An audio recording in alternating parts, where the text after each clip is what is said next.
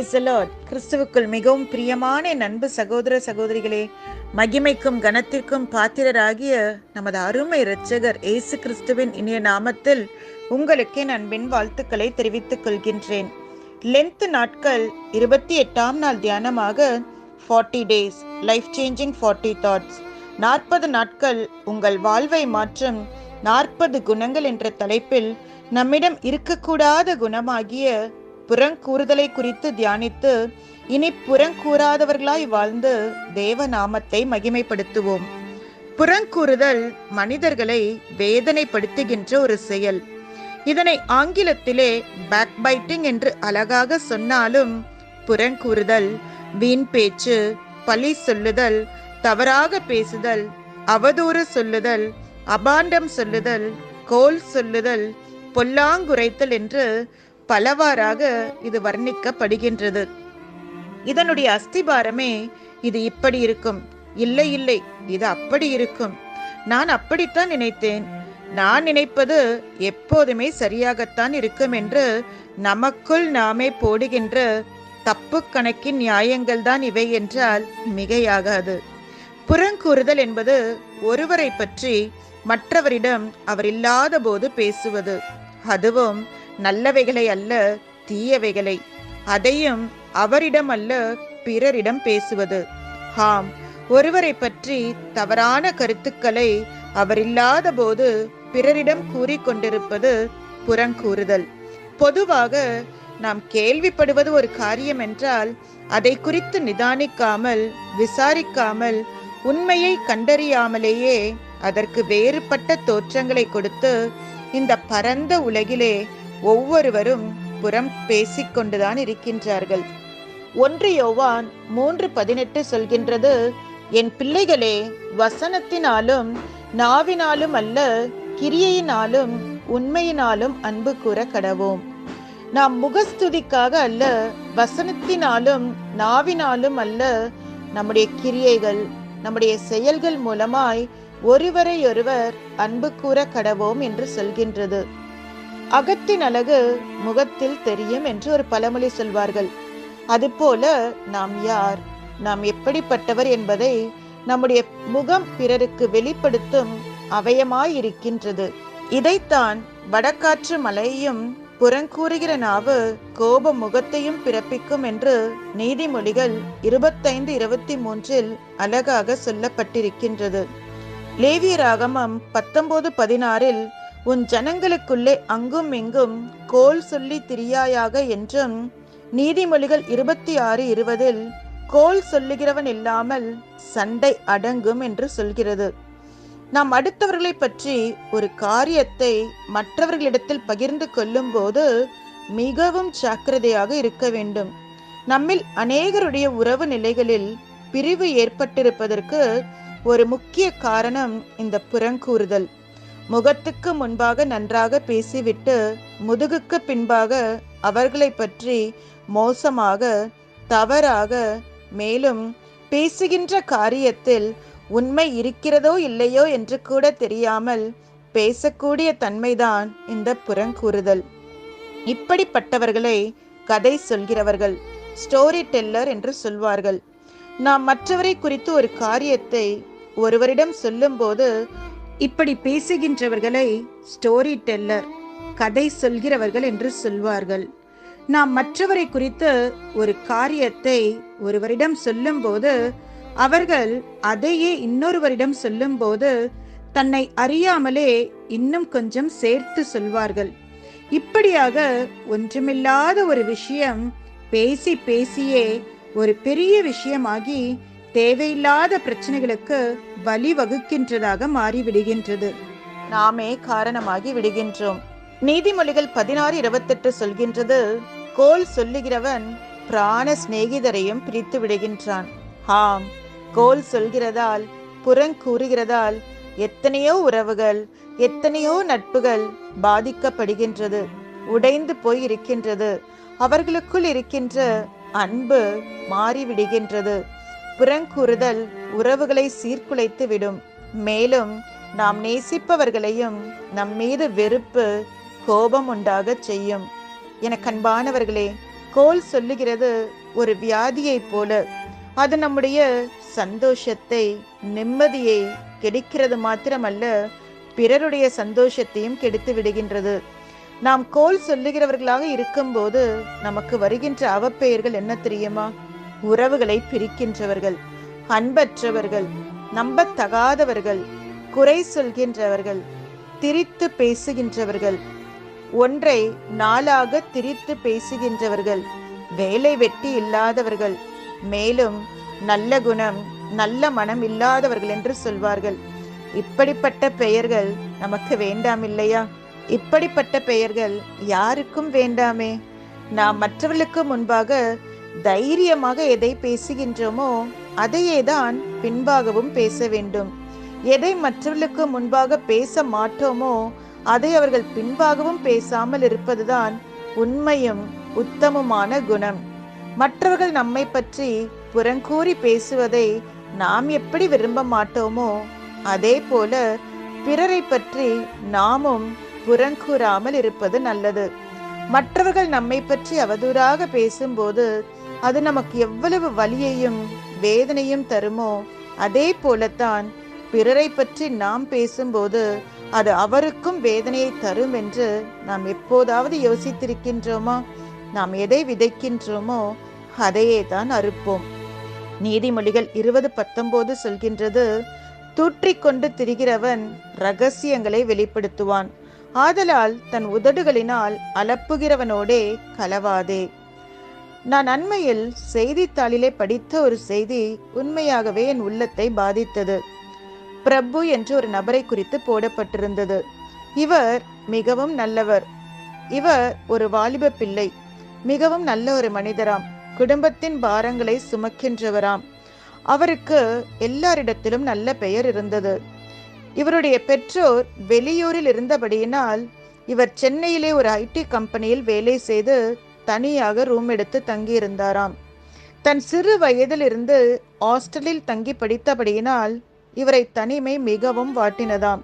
மற்றவர்களோடு பேசவும் வாய்ப்பு குறைவாகவே இருந்தது. ஆனால் வேலையில் சேர்ந்த பிறகு நேரம் கிடைக்கும் போதெல்லாம் தன் நண்பர்களோடு வெளியே செல்வாராம், அவர்களோடு அரட்டை அடிப்பாராம். ஆபீஸில் சும்மா இருக்கும் போதெல்லாம் தான் தனிமையாய் உணரக்கூடாது, ஏதாவது பேச வேண்டும் என்று பேச ஆரம்பித்தவர் பிறகு ஜனங்கள் ஏதாவது சுவாரஸ்யமாக பேசினால்தான் கேட்கிறார்கள், மற்றவர்கள் பற்றி ஏதாவது செய்தி சொன்னால்தான் ஆர்வமாக பேசுகிறார்கள் என்று நினைத்த அவர் மற்றவர்களை பற்றி புறம் பேச ஆரம்பித்தாராம்.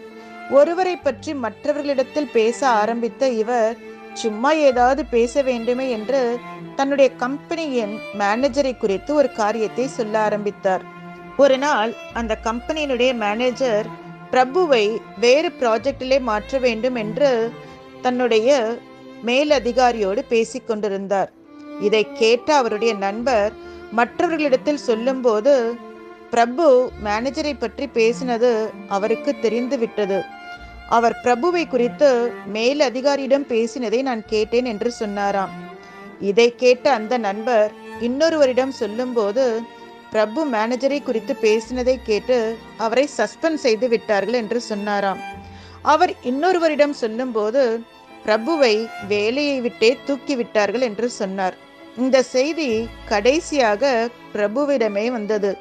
நீ அதிகாரியை குறித்து பேசினதால் உன்னை வேலையை விட்டே நிறுத்தி விட்டார்கள், உனக்கு ராஜினாமா லெட்டர் டைப் செய்து கொண்டிருக்கிறார்கள் என்று சொன்னாராம்.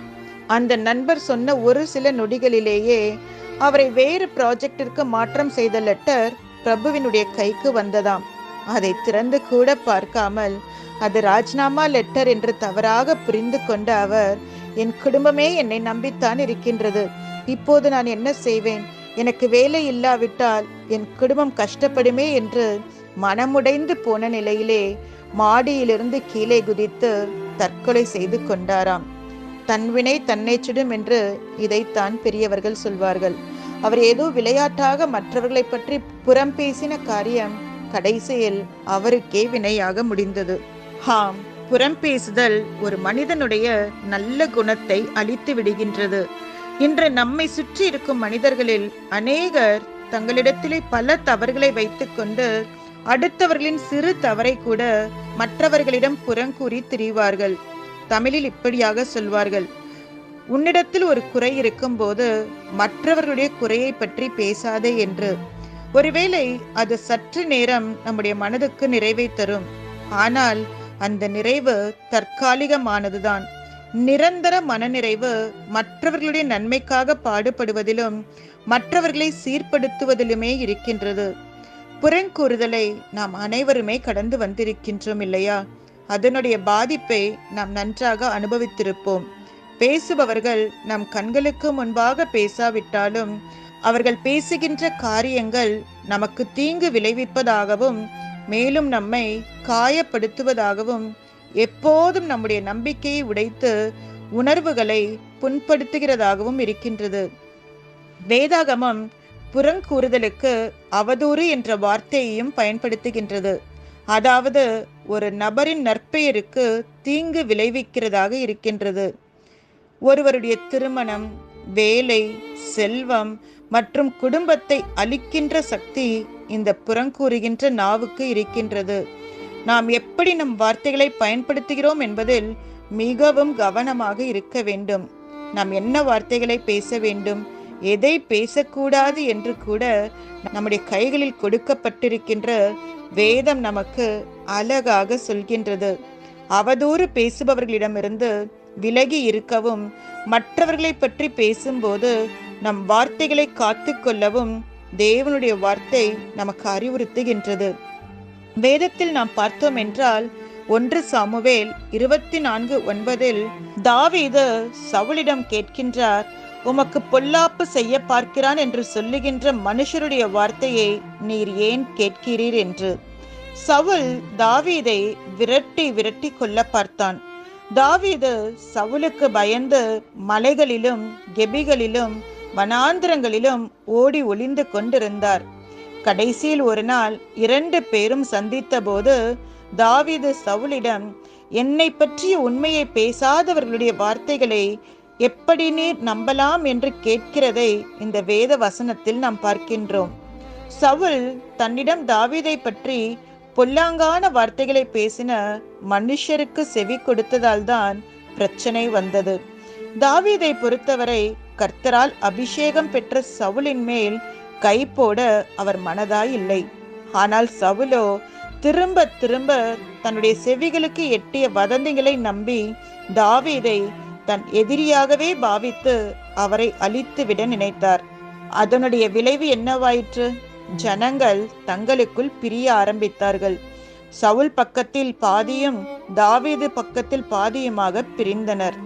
மனித குணங்களிலேயே குறிப்பாக தேவனுடைய பிள்ளைகளின் வாயிலிருந்து வரும் புறம் பேசுதல் மிகவும் மோசமானதும் பெரும் பாவச் செயலாகவும் உள்ளது. புறம் பேசுதலை தவிர்த்து தேவ பிள்ளைகள் ஒவ்வொருவரும் மற்றவர்களை வாழ்த்துகிறதற்கு தங்கள் உதடுகளை திறக்கும் போது எல்லாமே நலமாகிவிடும். மனோ தத்துவ ரீதியில் பார்த்தோமானால் இந்த புறம் பேசுதல் ஒருவித மனநோயாக கூட பார்க்கப்படுகின்றது.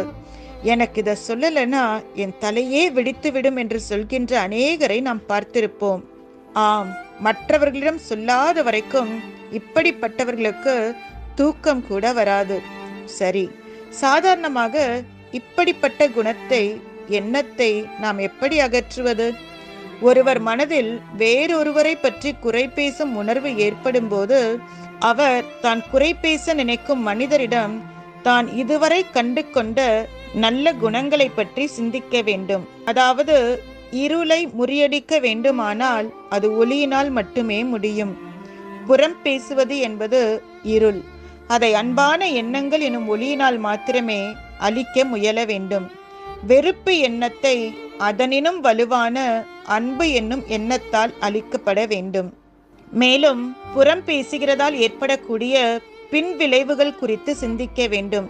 ஒரு விரல் நீட்டி எதிரியை காட்டி குறை சொல்லும் வேளையிலே மறு விரல் 4 தம்மை நோக்கி வருவதை அறியாயோ எனும் கூற்றின்படி நாம் மற்றவர்கள் குறைகளை பற்றி பேச முற்படுவதற்கு முன்பாக நாம் நமது குறைகளை பற்றி முதலில் சிந்திக்க கற்றுக்கொள்ள வேண்டும். ஒரு பெண்மணி தன் குருவிடம் சென்று தனக்கு மிக மோசமான குறை பேசும் குணம் இருப்பதாகவும் அதை மாற்றிக்கொள்ள அவர் உதவ வேண்டும் என கேட்டுக்கொண்டாள். குருவும் அந்த பெண்ணிடம், நீ வீட்டிற்கு சென்று ஒரு பையில் கோழி இறகுகளை கொண்டு வருமாறு கூறினார்.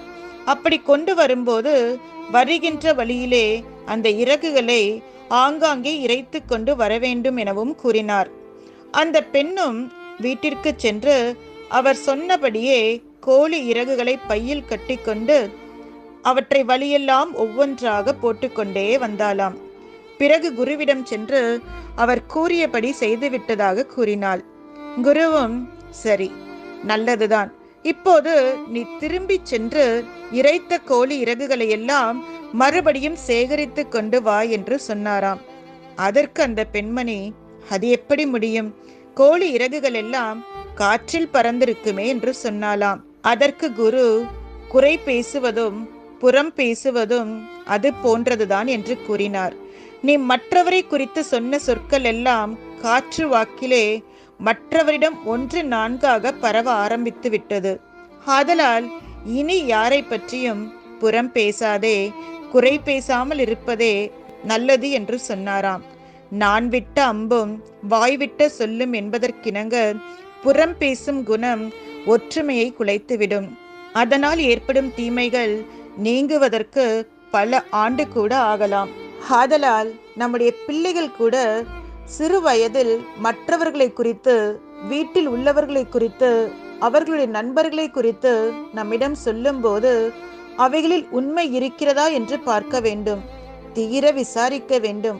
முடிந்த அளவுக்கு உறவுகளை சீர்படுத்தும்படி நல்ல தீர்வுகளை, ஆலோசனைகளை நம் பிள்ளைகளுக்கு கொடுக்கிறது மாத்திரமல்ல, அவர்களுடைய மனதில் இருக்கின்ற தேவையற்ற கசப்பை அப்போதே அகற்றி விடுவது அவர்களுக்கு மாத்திரமல்ல, அது நமக்கும் நல்லது. மேலும் இந்த புறங்கூறும் பழக்கத்தை முளையிலேயே கிள்ளி எறிவதும் நல்லது. எனக்கு அன்பானவர்களே, புறங்கூறுதல் எவ்வளவு வேதனையானது தெரியுமா? ஒருவேளை நம்மை குறித்து யாராவது புறங்கூறும் போது அது நமக்கு எவ்வளவு கஷ்டமாக இருக்கும். நான் ஒன்று சொல்லுகின்றேன், புறம் பேசுகிறது எவ்வளவு தவறோ அதைவிட பல மடங்கு மற்றவர்கள் சொல்லும் புறணியை செவி கொடுத்து கேட்பதும் கூட தவறுதான். ஆம், கேட்க செவி இல்லாவிட்டால் புறங்கூறுகின்ற நாவும் இருக்காது. பிரியமானவர்களே, நாம் புறம் கூறவும் வேண்டாம், புறங்கூறும் மனிதர்களுடைய வார்த்தைகளை கேட்கவும் வேண்டாம். மனுஷன் எதை விதைக்கிறானோ அதையே அறுப்பான். எனவே நாம் பிறரை குறித்து நல்ல காரியங்களை பேசுவோமானால் நாம் நல்லதையே அறுப்போம். மற்றவர்களை பற்றி தவறாக பேசுவதை நிறுத்தி நல்லதையே பேசுவோம். நீங்கள் நல்லதை பேசும்போது உங்களை குறித்தும் நல்லது பேசப்படும். உங்கள் வாழ்க்கையிலும் நல்லதே நடக்கின்றதை நீங்கள் பார்ப்பீர்கள். எனக்கு அன்பானவர்களே, இன்றைக்கு கேட்ட இந்த பதிவு உங்களுக்கு பிரயோஜனமாயிருக்கும் என்று நம்புகிறேன். நீங்கள் கேட்டதை மற்றவர்களுக்கு ஷேர் செய்யுங்கள், ஃபார்வர்ட் செய்யுங்கள், இந்த சேனலை சப்ஸ்கிரைப் செய்யுங்கள். கர்த்தர் உங்களை ஆசீர்வதிப்பாராக. God bless you. எனக்கு அன்பானவர்களே, இந்த வார்த்தை உங்களுக்கு மிகுந்த ஒரு ஆறுதலாக, ஆசீர்வாதமாக, ஒரு வாழ்க்கையை சீர்தூக்கி பார்க்கிற, சீர்படுத்துகிற வார்த்தைகளாக இருக்கும் என்று நான் நம்புகிறேன். புறம் கூறுதல், பேக் பைட்டிங். என் அருமை கர்த்தருடைய பிள்ளையே, 2 வார்த்தைகள் நமக்கு முன்பாக இருக்கிறது, முன்பு பின்பு. ஒருவருக்கு முன்பாக நம் காரியங்களை பேசுவர்களாக இருப்போமானால் அவர்கள் தன் குறைகளை சீர்படுத்த வேண்டும் என்ற வார்த்தைகளாக, நல் காரியங்களை, ஆலோசனைகள் கொடுக்கிற வார்த்தைகளாக இருக்கும். ஆனால் ஒருவருக்கு பின்பாக நம்ம ஒரு காரியத்தை பேசுகிறோம் என்றால் கட்டாயம் அந்த நண்பருடைய தீமையான காரியங்களாக இருக்கலாம், பொய் வதந்திகளாக இருக்கலாம், பொய்யான காரியங்களாக இருக்கலாம், உண்மையற்ற காரியங்களாக இருக்கலாம். அதை தான் பின்பாக பேசுகிற வார்த்தைகள் என்று சொல்லலாம். வேதத்தில் நீங்கள் பார்ப்பீர்கள், ஆண்டவர் 12 சீடர்களை தெரிந்து கொண்டார். யாருக்கும் கிடைக்காத ஒரு பாக்கியம் அவர்கள் கிடைத்தது. சீடனாக யூதாசையும் தேவன் தெரிந்து கொண்டார், தம்முடைய பிரியமான சீடனாய் இருக்கும்படி. இந்த யூதாசுக்குள் பின்பாக குறைவாக பேசுகிற, பேக் பைட்டிங் பேசுகிற நபராய் இருந்திருப்பார் என்று நினைக்கிறேன். ஆதல் தான் பின்பாக பேசுகிற பொல்லாத மக்களோடு இணைந்ததால் தான் இயேசுவை காட்டி கொடுத்தார். இல்லை என்றால் புறம் கூறுதல் பேசுகிற மக்களாகிய இயேசுவை கொல்ல நினைத்த, அழிக்க நினைத்த மக்களோடு அவர் ஐக்கியம் கொண்டிருக்க மாட்டார். 30 வெள்ளிக்காசுகளை வாங்கி இயேசுவை காட்டி கொடுக்கும்படி எத்தனைத்திருப்பார். ஒருவேளை அவர் யோசிச்சிருக்கலாம், இயேசுவோடு இருந்தால் ஒரு பலன், ஒரு லாபம் கிடைக்காது என்று எண்ணினதாலோ என்னவோ அவர் இந்த பாவத்தை செய்கிறதுக்கு அவர் தன் மனதை விட்டு கொடுத்தார். எனக்கு அன்பானவர்களே, அதோட முடிவு என்ன? அந்த பணத்தின் சந்தோஷத்தை அவர் அனுபவிக்க முடியவில்லை. பாதியிலே அவரே மாண்டு போகிற, மரித்து போகிறதுக்கு அவரே காரணமானார். நம்முடைய நல்ல குணத்தை அழிக்கிறது மாத்திரமல்ல, கெட்ட பேரை கொண்டு வருகிற குணமாக இருக்கிறது. ஆதலால் ஆரம்பத்திலே அந்த விதையை எடுத்து போடுகிறது, அகற்று போடுகிறது நமக்கு நல்லது, பிறருக்கும் நல்லது. இப்படிப்பட்ட குணம் நமக்கு கெட்ட பேர் கொண்டு வருகிறது மாத்திரமல்ல, மற்றவர்கள் நம்மை நம்ப முடியாத நபர்களாக மாறிவிடுவோம். மற்றவர்கள் நம்ம மேல் வைத்திருக்க நம்பிக்கையை இழந்து போகிறவர்களாக இருப்போம். நம்முடைய சாட்சியை நாமே கெடுத்து போகிறதாக இருப்போம். ஆதலால் எது பேசினாலும் நேரடியாக பேசுறது நல்லது. பின்னாக பேசுகிற காரியங்களை விட்டு விடுவோம். அது நமக்கு அவசியம் இல்லை, அது நமக்கு தேவையும் இல்லை. சரி, அதை குறித்து யோசிப்போம், சிந்திப்போம், செயலிலே கொண்டு வருவோம். நாம் ஜெபம் செய்வோமா? கண்களை மூடி ஜெபம் செய்வோம். அன்பும் இரக்கமுள்ள நல்ல தகப்பனே, நாங்கள் குறைவுள்ளவர்கள் தான், பலவீனம் உள்ளவர்கள் தான். பல காரியத்திலே நாங்கள் வேண்டாம் என்று எண்ணினாலும் பல நேரத்தில் நாம் விழுந்து விடுகிறோம். இப்படிப்பட்ட பல காரியங்களுக்கு, பாவங்களுக்கு நாங்களே காரணமாக விடுகிறோம். அப்பா, எங்கள் பலவீனங்களை அறிந்து, எங்கள் குறைகளை அறிந்து எங்களை பலப்படுத்துகிற தெய்வமே, இப்படி பலத்தினால் நிறைத்தரணும். உமக்குள்ள இருந்த அதே அபிஷேகம், உமக்குள்ள இருந்த அதே அன்பு, உமக்குள்ள இருந்த அதே புரிந்து கொள்ளுதல், பின்னிட்டு பேசாமல் அன்பு கூறுகிற நபராக இருந்ததைப் போல நாங்களும் அப்படி இருக்க அப்படி தெய்வீக பலத்தினால், கிருபையினால் எங்களை முடிசூட்டுங்கப்பா. எந்த காரியத்திலும் உம்மை துக்கப்படுத்தாதபடி, உங்கள் மனதை காயப்படுத்தாதபடி எங்களை பலப்படுத்துங்க சுவாமி. எங்களை நன்மையின் பாதையில் நடத்துங்க. எங்களை அர்ப்பணிக்கிறோம். உமக்கு பிரியமான ஒரு வாழ்க்கை, மற்றவர்களுக்கு பிரியமான ஒரு வாழ்க்கை, மற்றவர்களுக்கு ஆறுதல் சொல்லுகிற, அவருடைய காயங்களை கட்டுகிற நபராக இருக்க எங்களை அர்ப்பணிக்கிறோம். அதற்கேற்ற ஞானத்தையும் அறிவையும் பலனையும் தந்து எங்களை கரம் பிடித்து நடத்துங்க சுவாமி. அப்படி உதவி செய்ய போகிறதுக்காக நன்றி, கோடான நன்றி.